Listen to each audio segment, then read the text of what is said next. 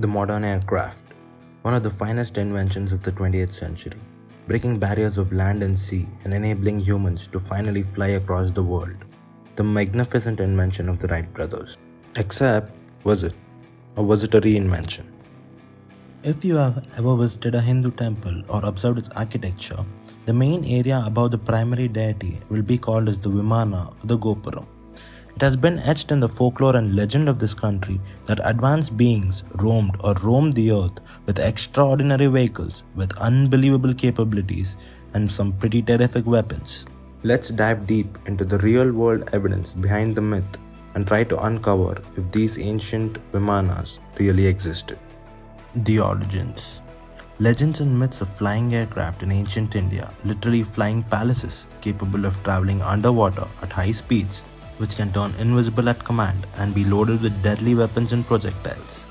The most famous is the Pushpak Vimana of Ramana. Do we have any proof of its existence? No. But we do know a palace called Sigiriya in Sri Lanka does exist, and this palace does not have any kind of stairs or elevators to get to the top. Only recently has the archaeological department added metal stairs to help people reach the top. But in ancient times, how was this palace used and accessed? Through aircraft? Definitely. Even though we do not have concrete evidence of the Pushpak Viman itself, we might have uncovered the airport or the landing station used by this Viman. How else can you explain the construction and usage of this tower without stairs and conventional elevation methods? It has been mentioned in historical texts that Ravan had 6 airports in Sri Lanka. Could Sigiriya be one of them? Take a look at this video where Praveen Mohan shows us a sculpture in the Ellora temples. This is the same scene depicted in the Ramayana where Ravana kidnaps Sita. But here, there's a modern touch. Ravana has used a jetpack to kidnap Sita. In this sculpture, we can see a device strapped to the back of Ravana with more than 6 harnesses. At the heart of the device is a propeller or an engine. We can even see a safety roll bar, which is a key component of even modern jetpacks. It even has a fuel tank and an exhaust thrust nozzle which is in the shape of a horse. Talk about exotic. And Ravana even has a helmet for his safety. While he operates a circular device on his left hand, he uses his right hand to listen to a communication received from a dumbbell-like instrument.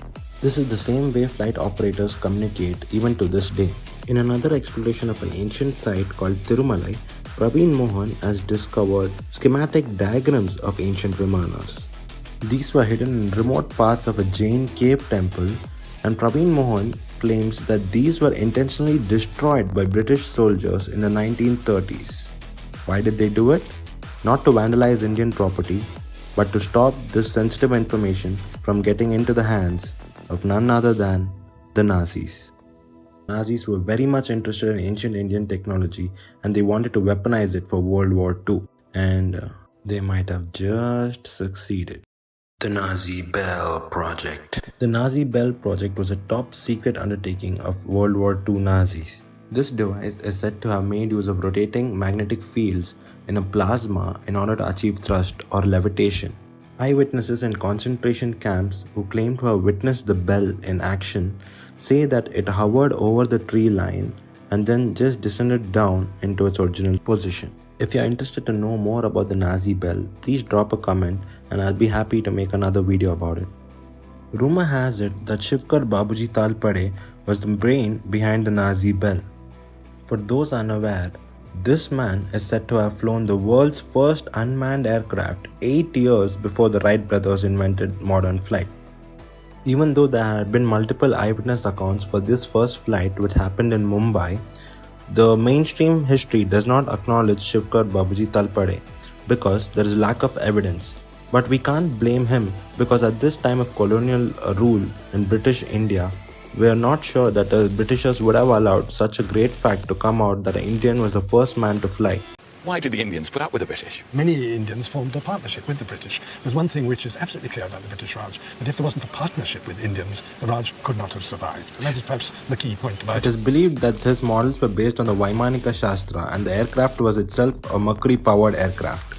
This genius of a man was met with much of ridicule and humiliation for the efforts that he put in. He was even sent to jail by the Britishers and let out under one condition: do not build any more aircrafts.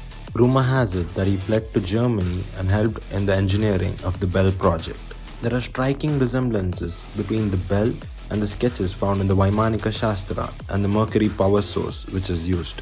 The Vaimanika Shastra is a book by Rishi Bharadwaj which details the different models of Vimanas, their features, their capabilities and how to handle them. This book has been the subject of mockery and ridicule by Indian scholars and scientists as well, who say that these are not feasible and practically impossible to make. They cite the lack of evidence for the existence of such vehicles. But lack of evidence is not evidence for the lack of existence of such vehicles. And the evidence?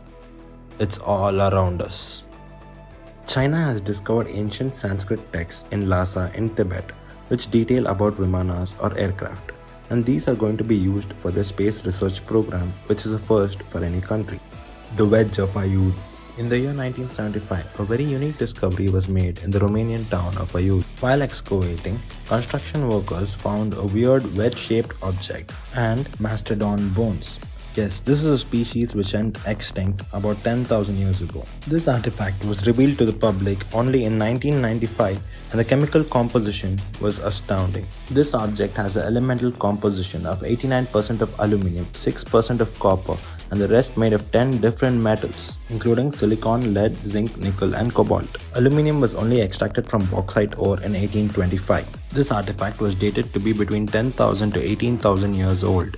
Skeptics immediately dismissed it as just a part of an excavator or a JCB, but the patina formed on the item was found to be inches thick and only accumulates over several millennia. The weird shape and the unique metallic composition has led many to believe that this could be the landing gear of an ancient Vimana or a spacecraft, which is not far-fetched.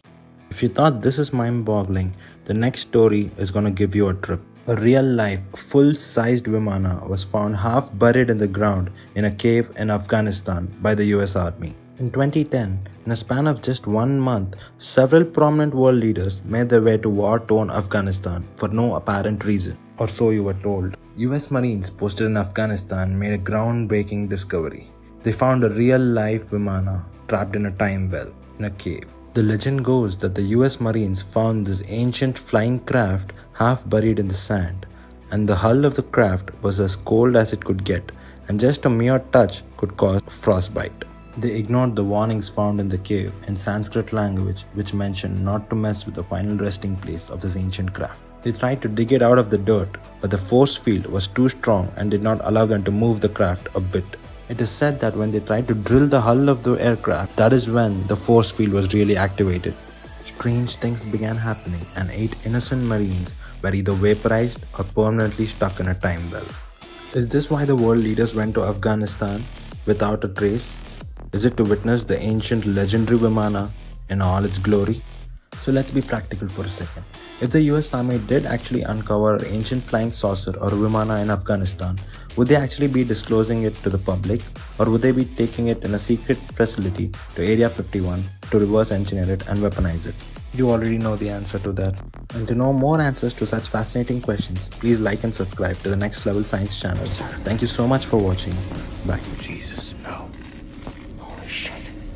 Are you seeing this?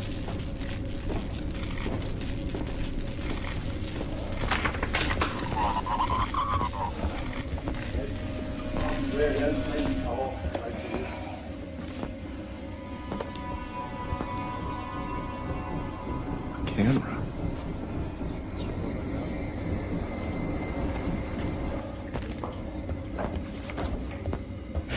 On your left! Shoot that